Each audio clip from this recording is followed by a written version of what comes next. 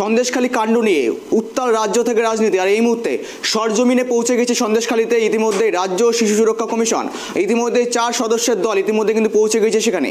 আর সন্দেশখালীতে একেবারে গ্রামবাসীর সঙ্গে নিখুঁতে তারা গিয়ে কথা বলবেন এবং গ্রামবাসীদের অভাব থেকে অভিযোগের কথা তারা শুনবেন এবং পুরো ঘটনা তদন্ত বিষয় তারা খতিয়ে দেখে এই রিপোর্ট এটি পেশ করবেন এবং টেকেন অ্যাকশন তারা ইতিমধ্যে কিন্তু জমা দেবেন। আর এই বিষয়ে সিরাজুলের কাছ থেকে আমরা আপডেট নেব। সিরাজুল, এই মুহূর্তে বিস্তারিত কি রয়েছে, কি আপডেট আসছে?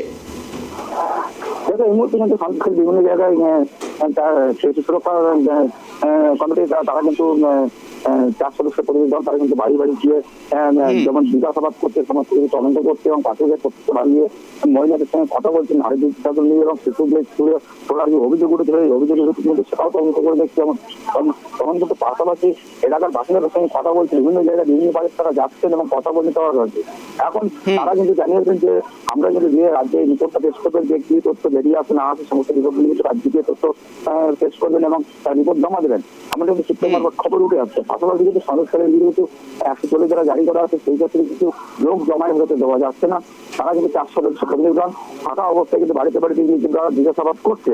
পাশাপাশি কি রিপোর্ট উঠে আসে, কি তদন্ত করে কি পান না পান সেগুলো কিন্তু জমা দেবেন। এখন সময় সারাক করছে ক্যামেরা, পরবর্তীকালে জানা যাবে যে কি তারা পেলেন, কি সমস্যা মিটল কি নামে। কিন্তু স্থানীয় বাসীরা যারা আসছেন জমি জট নিয়ে তারা কিন্তু জানিয়েছে ইতিমধ্যে জমি জট নিয়ে জমিতে নিজের টাকা দেওয়া হতো না, সেটা কিন্তু গন্ডগোল হওয়ার পরে কিন্তু বেশ কিছু লোক জমি নিজের টাকা তারা কিন্তু পেয়েছেন ইতিমধ্যে। পাশাপাশি বেশ কিছু লোক আংশিক কিছু লোক কিন্তু জমির নিজের টাকা তারা পায়নি এমনটা কিন্তু জানাচ্ছিল স্থানীয় বাসিন্দারা। পাশাপাশি পরবর্তীকালে যেসব নিজের টাকা বাঁচা আছে সেগুলো দেওয়া হবে বলে এমনটা জানা যাচ্ছে সূত্র মারফত। পাশাপাশি কিন্তু বসিরহাটে কিন্তু এই মুহূর্তে আইএসএফের একটি বেশ একটা বিশাল একটা মিছিল কিন্তু 2 কিলোমিটার পায়ে হেঁটে বসিরহাট ব্রিজ হয়ে কিন্তু ইতিমধ্যে এসপি অফিস ঘেরাও অভিযান ছিল তাদের।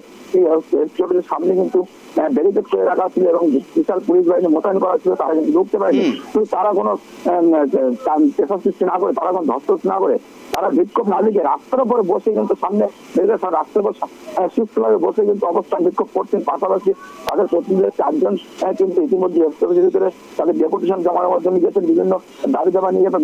শেখ শাহজাহান, বিশেষ করে সন্দেশখালীতে শেখ শাহজাহান তাকে গ্রেপ্তারের দাবিতে কিন্তু ভিতরে গেছেন। কিন্তু আইএসএফের নেতারা তারা কিন্তু জানাচ্ছেন যে সন্দেশখালী এসে কিন্তু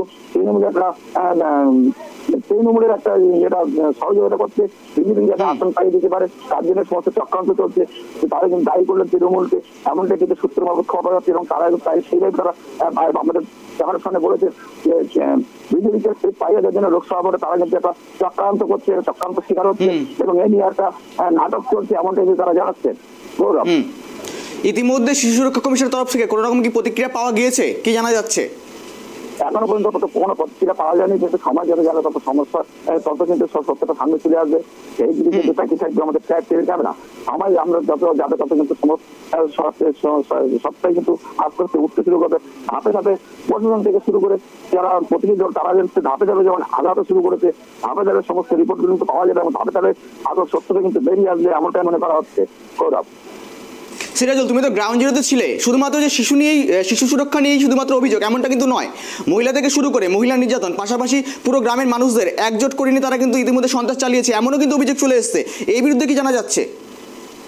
এই মুহূর্তে যে অভিযোগ উঠেছে সেগুলো কিন্তু অস্বীকার একের পর কিন্তু বেশ কিছু মহিলা কিন্তু তারা কিন্তু বলতে শুরু করেছে এগুলো সব মিথ্যা, এগুলো সাজা, এগুলো বিভিন্ন কিছু নেতাকর্মী আছে তারা কিন্তু এগুলো সাজা করে সাজিয়ে কিন্তু এগুলো প্রচার করার চেষ্টা করছে, এই জায়গাটাকে গন্ডগোল করার চেষ্টা করছে, রাজনৈতিক ফায়দা তোলার চেষ্টা করছে। এমনটা কিন্তু কিছু কিছু ক্ষেত্রে বেরিয়ে আসছে এই মুহূর্তে। কিন্তু সময় যত যাবে তত কিন্তু সত্যটা সামনে আসবে এমনটাই কিন্তু জানাচ্ছে। সেই দিকটায় নজর থাকবে আমাদের প্রেস আমরা, সত্যটা সামনে কবে আসবে এবং ধাপে ধাপে কিন্তু প্রশাসন এবং আধিকারিকরা যেভাবে সন্দেশখালীতে পৌঁছেছেন তারা কিন্তু সত্যটা তুলে রাখবেন না। আস্তে আস্তে তারা কিন্তু ঘটনাস্থলে যাচ্ছেন এবং তদারকি করছেন এবং সমস্ত গ্রামের মানুষদের সঙ্গে কথা বলছেন। কিন্তু সময় বলবে আগামী দিনে কি সত্যতা বেরিয়ে আসে, সমস্যাটাই কিন্তু বেরিয়ে আসবে এমনটাই মনে করা হচ্ছে। পাশাপাশি সেদিকে আগে থাকবে আমাদের প্রেস ক্যামেরা। সিরাজুল, আমাদের সমস্ত বিষয় থাকবে সন্দেশখালীর দিকে, অর্থাৎ আজকে সারাদিনের বিষয় থাকবে আমাদের সন্দেশখালী, সমস্ত বিষয় নিয়ে আপডেট দেবো আপনাদের।